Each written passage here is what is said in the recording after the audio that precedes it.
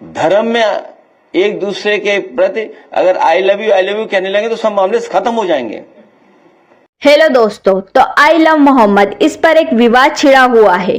मुस्लिम नेताओं ने इस पर अपनी नाराजगी जाहिर की है। वहीं दूसरी ओर साधु संतों ने आई लव मोहम्मद के समक्ष खड़ा कर दिया है आई लव महादेव और आई लव श्री राम। आखिर ये स्थिति ऐसी क्यों बन गई? क्या वजह है विवाद की? आखिर ये मसला इतना बड़ा कैसे बन गया? ये बात तो हम जानेंगे ही, साथ ही हम जानेंगे कि मुस्लिम नेताओं ने क्या कहा इस बयान को लेकर। लेकिन इसमें एक बड़ी बात ये निकल कर आ रही है कि देश में जितने भी बड़े मुस्लिम नेता हैं, आप ओवैसी को ले लीजिए, तौकीर रजा को ले लीजिए, उनका कहना है कि आई लव मोहम्मद लिखना किसी तरह का कोई जुर्म नहीं है, कोई गैर कानूनी कार्य नहीं है। फिर क्यों आई लव मोहम्मद के पोस्टर इस तरह हटाए गए? अब इसी तरह मुंबई में आई लव श्री राम के पोस्टर और नारे लगाए गए, तो इस तरह ये विवाद ने एक बड़ा रूप ले लिया है। अब इस पर ओवैसी नेता का भी रिएक्शन निकलकर सामने आया है, जिस पर उन्होंने कहा है कि आई लव मोहम्मद लिखना कोई गैर कानूनी कार्य नहीं है या कोई अपराध नहीं है। और तौकीर ओवैसी की बात करें तो उन्होंने कहा कि रसूल की शान में गुस्ताखी की जा रही है जो कि नहीं की जानी चाहिए।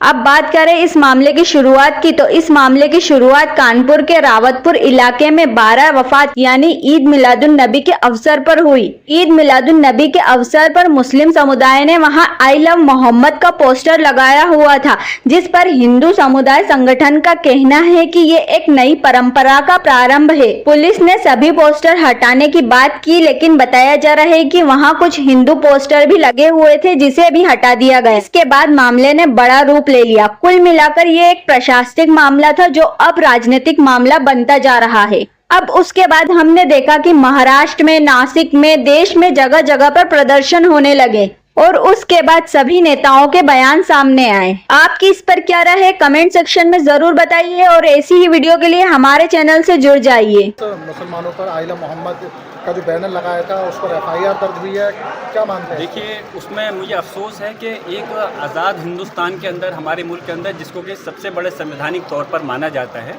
वहाँ पर हमारे आका सल्लल्लाहु अलैहि वसल्लम के लिए अगर हमने मोहब्बत में कोई अल्फाज किसने लिखा उस पर रिपोर्ट होना ये बहुत ही घटिया और नीच हरकत है। मैंने तो मांग करी थी इसमें, जिन अधिकारियों ने ऐसी रिपोर्ट दर्ज की है, क्योंकि ये गैर कानूनी रिपोर्ट है। कौन सी धारा बनती है, मुझे सेक्शन दिखाएं, इसमें कौन सा, मैं भी एक लॉयर हूँ और एक सांसद भी हूँ, मुझे बताएं कौन सी ऐसी धारा लगती है कि आई लव मोहम्मद लिखने पर कार्रवाई के लिए वो धारा सेक्शन बनता है। उन अधिकारियों के खिलाफ कार्रवाई होनी चाहिए जिन अधिकारियों ने इस प्रकार उन लोगों के खिलाफ रिपोर्ट दर्ज की। आई लव मोहम्मद में क्या परेशानी है भाई?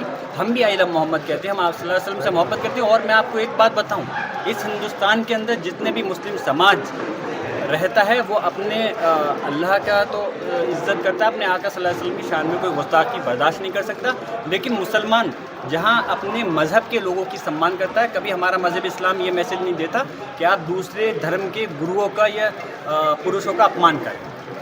हमें मजहबी अपने मामलात की खुली छूट है, अपनी आस्था के मुताबिक काम करने की खुली छूट है।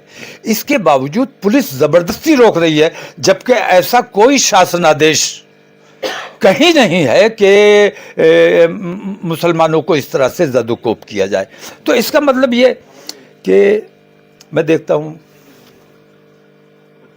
मैं पुलिस के ऑफिसेज में भी जाता हूँ, देखता हूँ कि हर जगह उन्होंने, भाई आप हिंदू हैं तो हिंदू आप अपने मन से हैं, आप अपने घर में हिंदू रहिए, लेकिन आप अधिकारी हैं तो अधिकारी की हैसियत से आपको हिंदू या मुसलमान नहीं रहना चाहिए। मैं DM के ऑफिस में जाता हूँ, देखता हूँ हर तरफ, हर कोने में एक हनुमान जी रखे हुए हैं। एक हनुमान से उनका काम नहीं चल रहा है, इधर देखिए तो हनुमान जी हैं, उधर देखिए तो हनुमान। तो ये क्या मैसेज देना चाहते हैं?